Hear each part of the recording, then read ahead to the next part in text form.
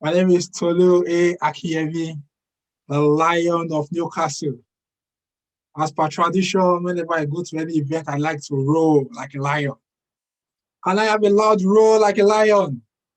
Rah! So you will be wondering why I roar. There are other times I bark, and there are times I meow as well. My first poetry collection of poetry titled Dead Lions Don't Roar, a collection of inspirational poetry, was released in 2017. After that, I published my second book, Unravel Your Hidden Gems, which is a collection of inspirational and motivational essays. It's a book that is, some people call it a life Bible, a life manual. It's a book that tells every one of us that we all have hidden gems and which we all need to unravel. Because at a point in my own life as well, I was just a man filled with so many talents, but which were just lying dormant, which were lying to waste within me until I unraveled my hidden gems. Nobody knew about me, obviously. So it's a life manual, it's a really meaty book, and it's a collection of inspirational essays. So the Dead Lions series, so there's Dead Lions Don't Roll, which was the first in the collection of poetic wisdom series. After that, I wrote another collection in the series, Dead Dogs Don't Bark and They Don't Bite. So this is the second collection in the series of inspirational poetry, collection of poetic wisdom for the discerning. And the final in that series is another collection of poetry titled Dead Cats Don't Meow, Don't Waste the Nightlife. Then after that, I wrote another poetry collection. This was in 2018, Never Play Games with the Devil. So it's a collection of poems, Never Play Games with the Devil. Then my award-winning collection of poetry, I won the Best Indie Book Awards for the poetry winner at the Best Indie Book Awards 2020. And this is titled A Booktiful Love. I also wrote a collection of short stories, a powerful collection of short stories titled Infernal of Silence. And the first story in this collection is titled Black Lives Matter. And that was the first time I wrote explicitly about Black Lives Matter and how we as Black people need to, how we need to like speak out against, all the cries of inequality, prejudice, discrimination that we face in the society. And this book has a total of 7 stories, and the stories were all set in Nigeria and UK as well. Then in 2021, I've released 2 collections of poems. The first is titled Never Marry a Writer, which was released on the 1st of January 2021. And the other one is titled Black Does Not Equal Inferior, which was also released on the same day.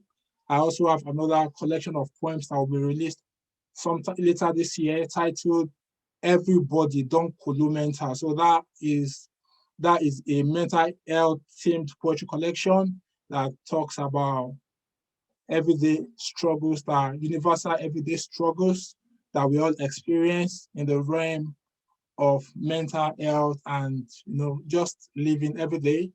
I have been endorsed by the Arts Council England as a writer with exceptional talent, and I am a co-founder at Lion and Lilac Arts, a UK-based arts organization.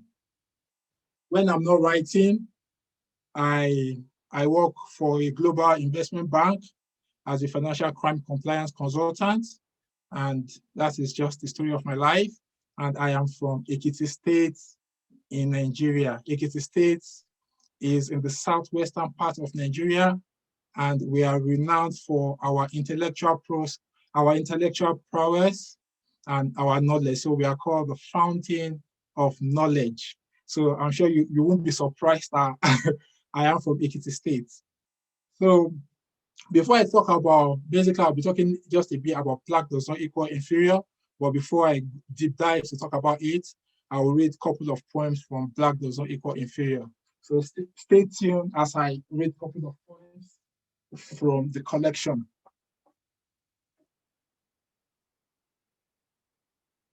The first one I would like to read is titled Black and Unique.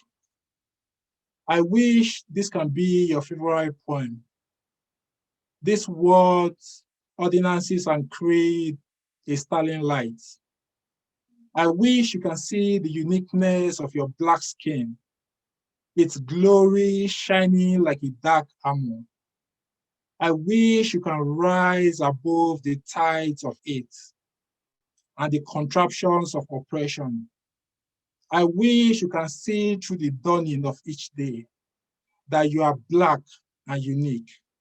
I wish you can rise through the squalor of poverty and voices that watercolor you as underrepresented.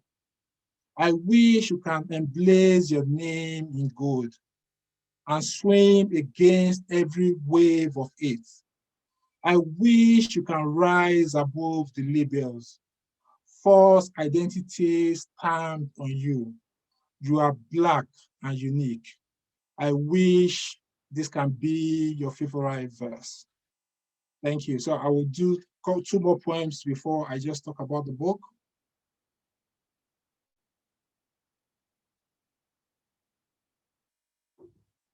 The second poem I'll be reading is titled Black Voices. These black voices cannot be silenced. This chorus, anthem, and movement rattle the White House. These black voices are not a monotone. These cries come from the pang of racism. Today, they chorused, Black Lives Matter, to appease the gods of vengeance. They took a seat on the moving train and immersed it with more than 2 pints of dross before they unconsciously drifted back to the status quo. And the final one is titled Black and Beautiful.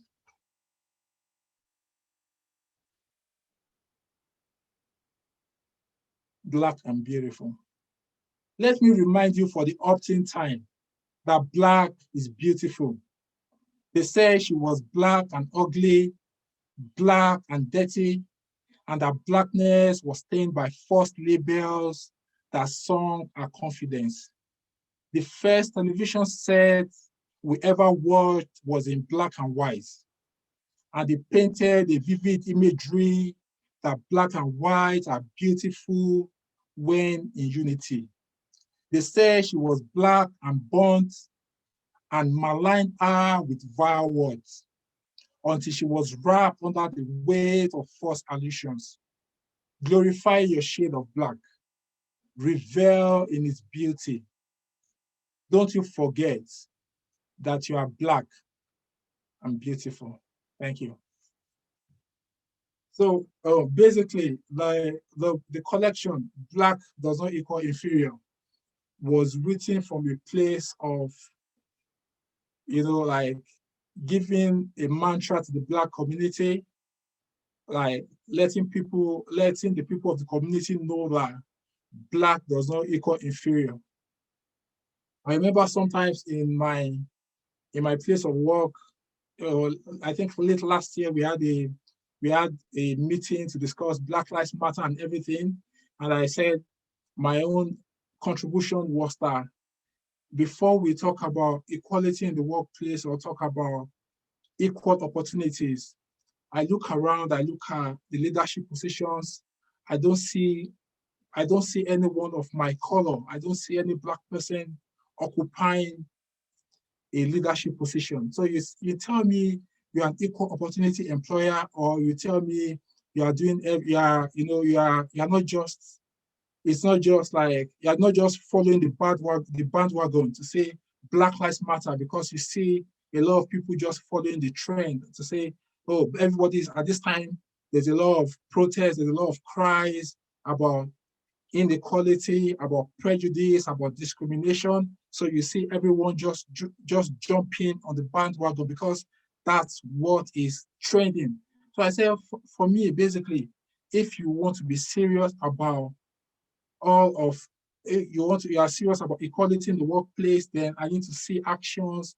I don't want you to just say, oh, we support Black people, bring everybody to a round table and talk all the time, but we do not see results. So Black does not equal inferior was written from a place of giving a voice to the Black community, giving a voice to other Black authors, Black people, for them to know within themselves that we as Black people, we are not inferior. We are exceptional individuals, and we we can do a lot together when we are in unity as well. So it's, at times we talk about, oh, Black Lives Matter. We talk about all the oppression that we face as Black people. But even as Black people, do we support each other? Do we are we united as Black people as well? Do we fight for each other's progress? So this is a book that talks about all of these things in relation to Black excellence, Black Lives Matter, and Black unity. So there are a lot of poems and themes that celebrate the Black culture, but also in another way talks about how we can, how we can move ourselves, like move to the next level. So it's not just about, talking about the cruelty taking place in the world today, but also looking at ways at which Black people, we can advance, we can celebrate ourselves, we can have a united front to advance the cause of the Black community. So I call this collection of poems my legacy work, because I think it was at the point after George Floyd was killed last year, and everyone was enraged. Everyone was like, it felt personal to me as well. And I just saw, it was just a time to spill out all of the emotions. And I know that was the same way everyone felt at that point in time as well. It felt like a personal loss. And so Black does not equal inferior is my legacy work. And I am happy to share with you all. And I hope you find joy reading this collection of poems. And I'll drop my website in the link, and you can check out my other books and Black Does Not Equal Inferior, and on Amazon as well. Just get yourself a copy. Thank you so much. And thank you, Makonnen, for this platform and this opportunity to share my work here. Thank you.